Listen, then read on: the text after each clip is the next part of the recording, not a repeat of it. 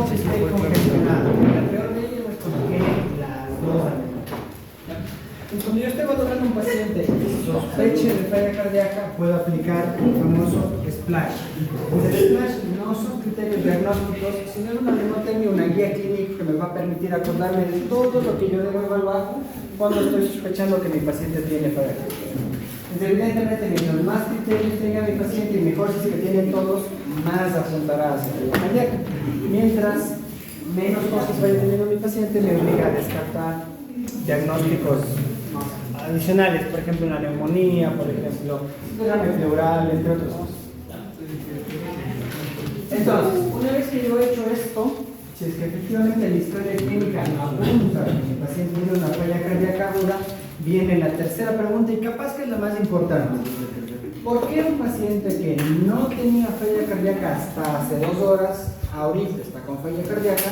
¿O por qué un paciente que 5 años ha tenido una falla cardíaca muy bien compensada, de la nada, ha decidido descompensarse? Entonces, la tercera pregunta que yo me hago es ¿por qué? Y para esto voy a aplicar otro acrónimo. El CHAMPI. ¿Qué me pasó? El CHAMPI. El CHAMPI es un acrónimo que me va a permitir acordarme de las principales causas para que un paciente se descompense, así como el MOVE STUPID para alteración de la conciencia. El CHAMPI me va a permitir acordarme de las causas de descompensación de una falla cardíaca. Entonces, la C, y es la más importante tal vez, coronario.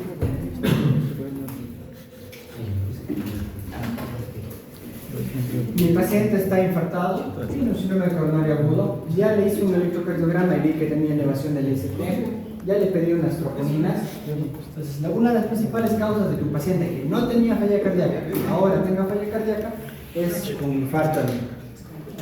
La H viene de crisis hipertensiva. Entonces, la crisis hipertensiva, obviamente el paciente en este caso va a tener presiones muy elevadas, de manera que su corazón no puede vencer las resistencias periféricas y no logra eliminar apropiadamente su gasto cardíaco normal.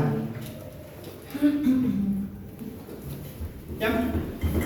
La A es de arritmias cardíacas. ¿Qué tal si tu paciente que tenía una falla cardíaca crónica muy bien compensada ahora está haciendo una fibrilación auricular? Y por la fibrilación auricular está con bajo gasto cardíaco o está congestionado. ¿O por qué no pensar que tu paciente que viene con frecuencia cardíaca de 200 esté teniendo una taquicardia supraventricular, por ejemplo?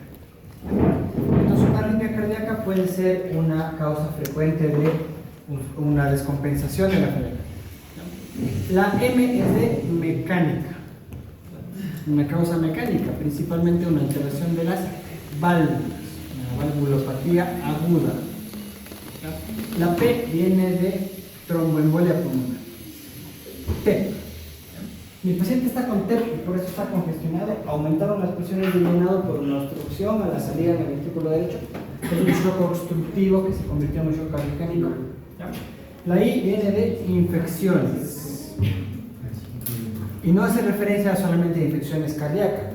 Por ejemplo, mi paciente adulta mayor de 80 años que tenía una insuficiencia cardíaca producto de una hipertensión arterial de larga data, de la nada viene descompensada. Cuando yo le hago un examen de orina, tremenda infección de vías urinarias. Entonces, esa infección puede ser el gatillo que propicie que mi paciente tenga ahora una falla cardíaca. Una neumonía también, una infección de tejidos blandos también. Y la T, no nos olvidemos de taponamiento cardíaco.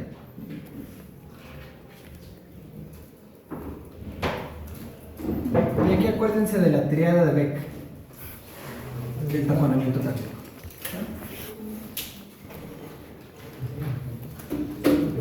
Entonces, hasta aquí estamos, ¿cierto? ¿Dudas, preguntas? ¿No? Cuarta pregunta que nos tenemos que hacer. ¿Cuál es el fenotipo que predomina en mi paciente? ¿Mi paciente está congestionado o está mal perfundido? Entonces, la cuarta pregunta es el fenotipo.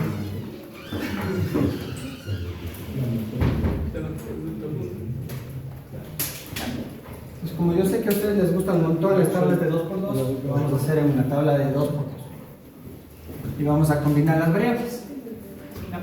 Entonces, Vamos a poner primerito el paciente ideal, que es el sueño de todos, el más facilito de manejar. Al paciente que está warm y dry. Entonces no tiene ni congestión ni hipoperfusión. Belleza. Entonces uno dice, ¿pero para qué vino?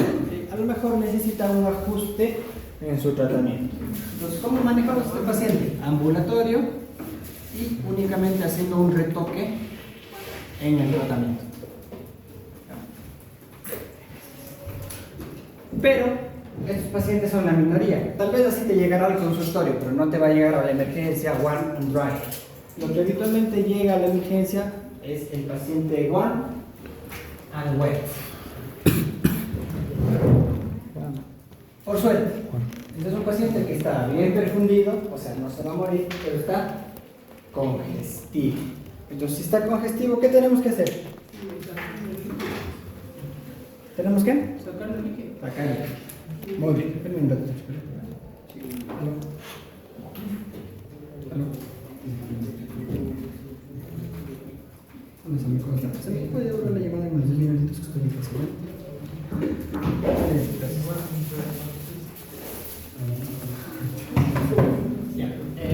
Entonces, como dicen los compañeros, vamos a sacarle líquido. Pero no hay que sacarle por sacarle, sino hay que sacarle con mucho cuidado porque, como ustedes se dan cuenta, si yo saco demasiado líquido, me enfrento a un problema, que el paciente se va a hipoperfundir.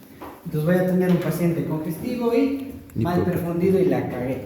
Entonces hay que ser muy cautos con el líquido conforme lo vamos sacando. ¿Y cómo lo vamos a hacer? Utilizando diuréticos de asa, como la furosemida.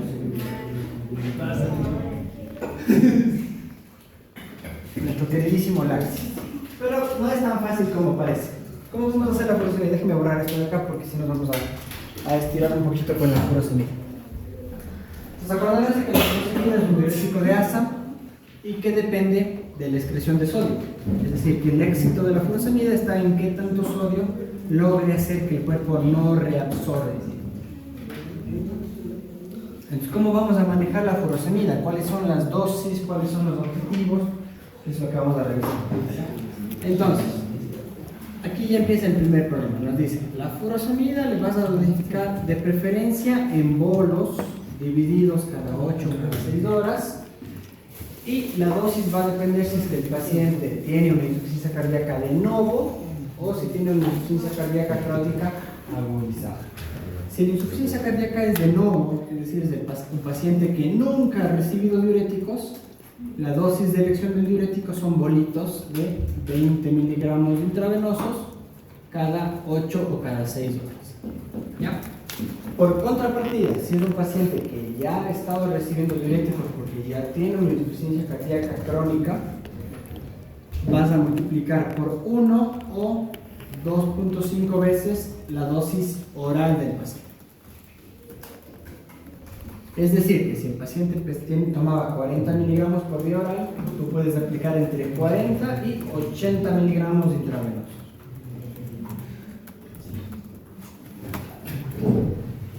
Igualmente le vas dando bolitos cada 6 o cada 8. Pero no se trata de bolearlo por bolearlo. Lo que vamos a buscar son los siguientes objetivos. Así acuérdense de Rose, por el que tantas veces sacaron mala nota en los exámenes.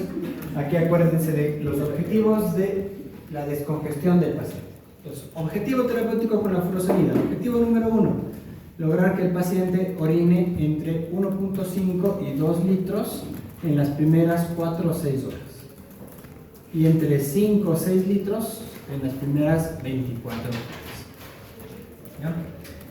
O, en su defecto, para que no esperes tanto tiempo, que el paciente haya orinado 300 mililitros en la primera 1 a 2 horas. ¿Ya? O, en su defecto, que el paciente esté orinando con un gasto urinario mayor a 1.5 mililitros por kilogramo y por hora. Y segundo objetivo, que el sodio urinario sea mayor a 70. Entonces es tu objetivo para saber si el diurético está funcionando. Te diste el primer bolito, estás cuantificando diuresis y el paciente no orina. Auméntale la dosis de diurético. Orinó mucho, bájale la dosis de diurético. Porque tampoco es bueno generar una descongestión tan rápida, porque recuerda que el paciente se va a ir hacia el cold y te fregaste porque ahora tienes un cold y wet, ¿no? Entonces esos son tus objetivos. Pero vamos a suponer un pequeño supuesto. Este es el paciente ideal, ¿cierto? El paciente que te llega con tos, con disnea, con ortopnea, con saturación ligera, pero que tiene 150-100 de presión arterial. Dices, voléale con furosemida sin miedo, porque no pasa nada, tiene la presión arterial que me aguanta. Y ahí está el caso clínico, por ejemplo, del examen de la semana que viene. Tiene una presión de 150-100, está perfecta la presión, incluso un poco alta, así que bolos de furosemida sin miedo. ¿Sí? Pero también te puede tocar el otro caso del paciente que tiene una presión arterial de 95-60. Y si tú le pones un bolo de furosemida, se te va a hipoterizar. Entonces, en ese caso, ¿qué tienes que hacer? Una bomba de furosemida y pasar furosemida en infusión continua. Entonces, como ya están calculando goteos y ya saben preparar una bomba toda la pediatría, ahora vamos a ver una bomba en el adulto. Entonces vamos a hacer una bomba de furosemida 1:1. Es decir, que por cada mililitro de solución que yo le esté pasando al paciente, vamos a pasarle 1 miligramo de furosemida. ¿Cómo construimos esta bombita? Vamos a agarrar un sobrecito, un frasquito de suero, una bolsita de suero, 180 mililitros, más 10 ampollas de solución salina. Perdón, 10 ampollas de furosemida. Estoy loco. Y con esto ya tengo mi bomba 1 en 1. ¿Por qué? ¿Cómo viene la furosemida? Cada ampolla viene de 20 miligramos sobre 2 mililitros. ¿Cuántas ampollas le voy a poner? 10. 10 por 2, 20. 20 más 180, 200 mililitros. ¿Y cuántos miligramos que estoy dando? 20 por 10, 200. Es decir, hay 200 miligramos de 200 mililitros. ¿Qué significa esto? Que por cada mililitro de solución le voy a pasar 1 miligramo de furosemida. ¿Ya? Por lo tanto, ¿cómo empiezo el tratamiento de esto? Le vamos a dar 10 mililitros por hora y reevalúo con gasto urinario horario. Uno de los principales motivos de puteada al interno en la guardia es que no sepa cuánto ha orinado el paciente que se está con bomba de furosemida cada hora. Entonces es función del interno y o externo y o los dos saber cuánto el paciente está orinando por hora y valorar si el paciente está dentro del gasto urinario objetivo, si está muy poquito o si se pasó. ¿Qué pasa si es que con estos 10 que empecé el paciente no orina el 1.5 que yo estaba buscando? Duplico la dosis. Empecé con 10, le voy a pasar a 20 miligramos por hora. ¿Qué pasa si me orina mucho? Disminuyo la dosis a la mitad. O subo al doble o bajo a la mitad. Y así voy hasta que logre que el paciente orine idealmente 1.5 mililitros por kilogramo por hora y que tenga un balance negativo en la guardia. O sea, la bomba de furosemida acaba en cuánto tiempo si solo estoy pasando 10 mililitros por hora. Pues 200, pues te duraría aproximadamente un día y medio, dependiendo de qué tanto furosemida le pases. ¿Sí? Entonces, el objetivo no es que termines la bomba, sino que una vez que el paciente ya haya alcanzado el rango de descongestión óptimo, incluso lo puedes quitar y pasas a bolos. ¿Sí? Y entonces van a decir, pero profe, ¿por qué nos complicamos con la bomba? Tú, si le pones a un paciente un bolo de 80 miligramos y estaba con la presión así con las cosas, sin potencia. Entonces tienes que empezar con bien. Ojo con eso, harán bien la bomba, no construirán una bomba y patoja mal hecha. Tienen que hacer una bomba bien hechita para poder pasar al paciente y saber exactamente cuánto ha orinado el paciente a la hora, a las 2 horas, a las 3 horas, cuánto orinó en las 6 horas y cuánto orinó en las 12 horas, con cuántos kilos de peso entró y con cuántos kilos de peso salió. Entonces, como digo, motivo de puteada número 1 en el hospital, no saber cuánto ha orinado el paciente en la guardia con bomba de furosemida. ¿Hasta aquí? ¿Estamos claros? No. No. Pues sincera, ¿en qué se perdió? En todo. Desde que dijo, buenos días,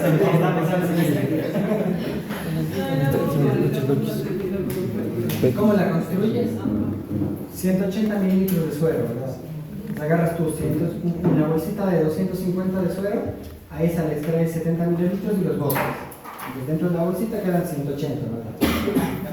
Entonces voy a ponerle 10 ampollas. ¿Cómo viene la ampolla de furosemida? Vienen 20 miligramos de furosemida en 2 mililitros de cada ampolla.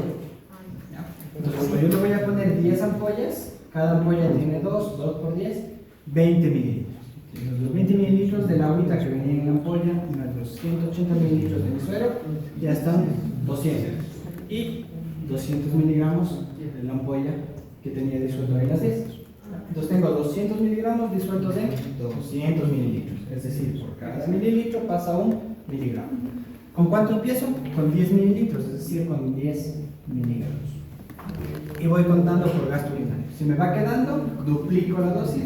Si me pasé, divido la dosis.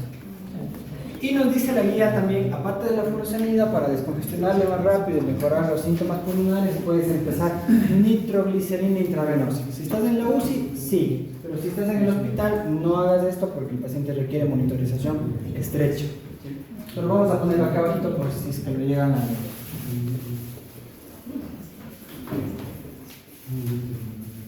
¿Ya? Entonces vamos a dar nitroglicerina intravenosa si es que hace falta. Si no, no, con la furosemida la vida.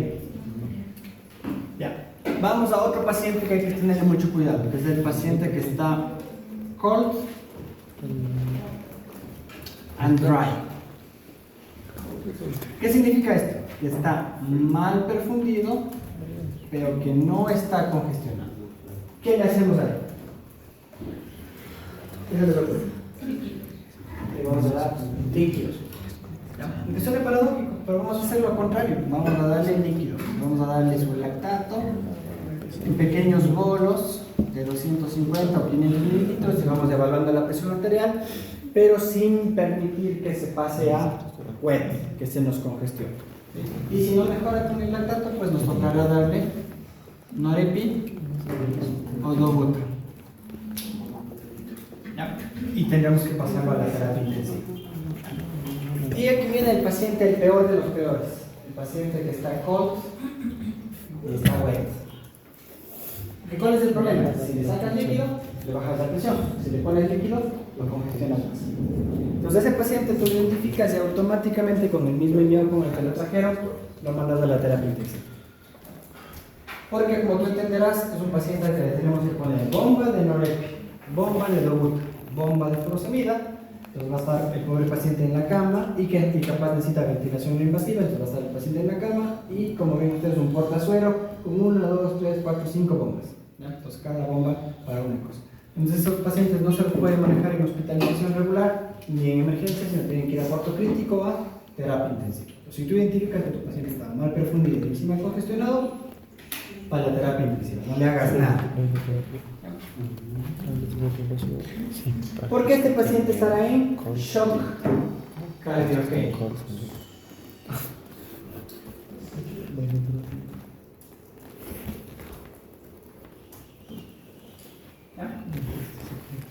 ¿Me vas a decir, Carta? O sea, cuando hablamos sobre la nitroglicerina, si hace falta, ¿en qué casos habría falta? Por ejemplo, en los casos en los que el paciente tenga disnea marcada, a pesar de que ya has mejorado la congestión pulmonar. En ese caso, la nitroglicerina te va a permitir dilatar los capilares venosos y disminuir la presión pulmonar. Pero, como les digo, eso se hace únicamente en la terapia intensiva, entonces no es algo que nosotros vayamos a hacer en el piso de cardiología o en el piso de medicina interna. Pero claro, si tú ves que el paciente está descongestionado y sigue disneico, sigue desaturando, vas a ir a la terapia para bombar mucho eso. Si nos queremos complicar un poquito más, el shock cardiogénico también tiene sus estadios. Recuerden que el SCAI reconoce 5 grados de shock cardiogénico: el A, B, C, D y E. Nuestro objetivo es identificar al paciente que está en A y en B, porque los pacientes que están en C, D y E deben estar en la terapia intensiva. ¿Qué es esto del A? Es el paciente que está en riesgo, at risk. Entonces el paciente de riesgo no tiene falla cardíaca todavía, no tiene, shock cardiogénico todavía, pero está en riesgo. Tengo que identificar a este paciente. La B es de beginning, el paciente que está empezando. La presión arterial está baja, pero el lactato, que es el marcador de shock, está normal. ¿Ya? La C es de clásico, es el shock clásico, es decir, presión baja, lactato alto. La D es de deterioro, es del paciente que se está deteriorando. La E es el paciente que está en extremis, que se está muriendo. Entonces, estos tres están en la terapia intensiva, estos dos los tenemos en hospitalización y los tenemos que reconocer temprano. Entonces, por ejemplo, yo tengo un paciente que está warm and wet, pero está con la presión arterial en el límite, como les decía antes. Es un paciente que está at risk, está en riesgo de choque. Y si a este paciente, cuando yo le empiezo a sacar líquido, le empieza a bajar la presión, pero el lactato sigue normal, está en un beginning, entonces mucho más cuidado. Y si le saqué más agua y el lactato está alto, ya está en shock cardiogénico y se va a parar la terapia intensiva. O sea, se transformó en un... Sí, porque no hice bien mi trabajo de descongestionar. La descongestioné demasiado o demasiado rápido. Ya. Eso pasa cuando le dejas poniendo la bomba en la guardia y te fuiste a hacer otras cosas. Entonces, al siguiente día, cuando vas a pasar visita, el paciente hipotenso y vas que ha orinado 10 litros. La cagué. Se va a terapia intensiva porque no estuviste pendiente de mucho. Desde el interno se queda ahí sentado con el paciente viendo que orine todas las horas y se hace pana del paciente. O el externo, esa es su función de externo.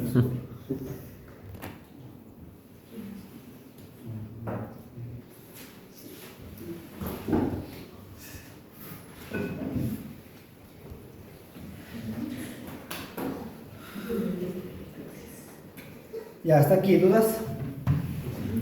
Fácil. La parte de la furosemida, la que mencioné, que, o sea, tengo un paciente que ya tuvo insuficiencia cardíaca, o sea, doy 5 veces la dosis. 2.5 veces. Ah, 2.5. Entre 1 a 2.5 veces la dosis. Que es entre 80... De la dosis oral que toma el paciente. Entre 40 y 80. Porque normalmente el paciente cuando toma la pastilla, recuerden que la pastilla es la mitad de efectiva que la ampolla. Entonces 40 miligramos vía oral serían equivalentes a 20 miligramos intravenosos. Entonces si mi paciente ya tomaba 40 miligramos por vía oral, lo mínimo que me va a empezar son 40 miligramos intravenosos. Porque es un paciente que ya tiene resistencia a los diuréticos. Pero profe, yo le estoy ya subiendo la dosis y más bien la presión se me está empezando a bajar y el paciente no orina. ¿Qué hago? Le subes hidroclorotiazida. Es decir, aparte de la bomba de flujo, le das hidroclorotiazida. ¿Qué?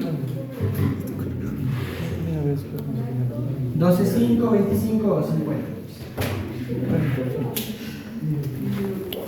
Ya, y la última cosita antes de que se queme la neurona. Vamos a poner un escenario clínico, ¿ya? Tenemos un paciente de 75 años, adulto mayor, con hipertensión arterial, antecedente del síndrome coronario agudo hace un año, con insuficiencia cardíaca crónica, en tratamiento con los 4 pilares de la insuficiencia cardíaca. Está tomando sacubitril o valsartán, está tomando espironolactona o finerenona, toma metoprolol y toma dapaglifosina. Y llega a la consulta o llega a la emergencia con una saturación de oxígeno del 85%, con dificultad respiratoria, con disnea, con tos, con expectoración blanquecina y con una temperatura de 37,8. Entonces ahí les dejo ese paciente. Entonces, ¿tú qué dices? A ver, tuvo un síndrome coronario, splash, ¿me pinta para insuficiencia cardíaca? Sí, pero no es una insuficiencia cardíaca típica porque yo no le veo edematosa en las piernas. Le escucho, pero le escucho estertores. Pero lo que me llama la atención es que los estertores están en la base derecha, no están en ambos campos pulmonares. ¿Podría ser una neumonía? Sí, podría ser. ¿Pero qué le vas a dar? ¿Antibiótico o le vas a dar diurético? La respuesta es NT-proBNP. El NT-proBNP.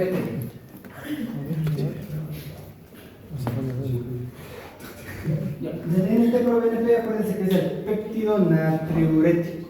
Entonces, cuando hay congestión, cuando hay aumento de volumen en la aurícula, el péptido natriurético sube.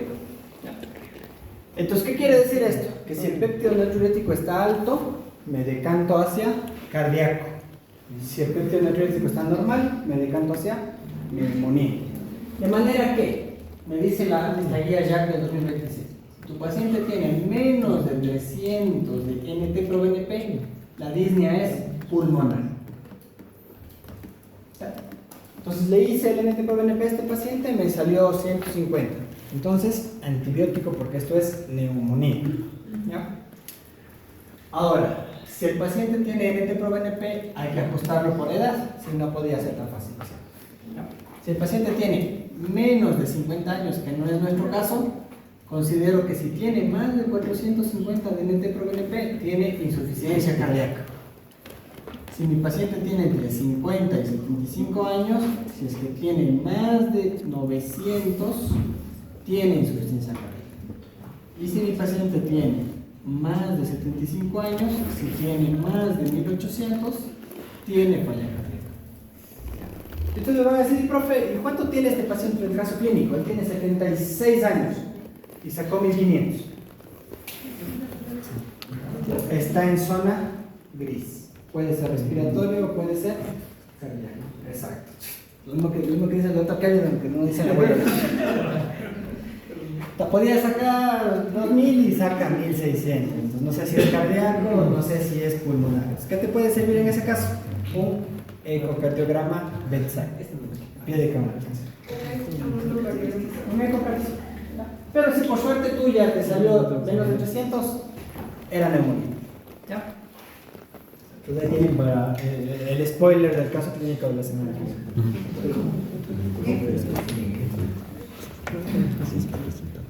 Y creo que ya, no más dejamos. Sí, estoy. ¿Dudas, preguntas? No. ¿Estamos claros? Ahí se va. Sosón. Recapitulemos muy puntual. Paciente con síntomas de falla cardíaca, splash.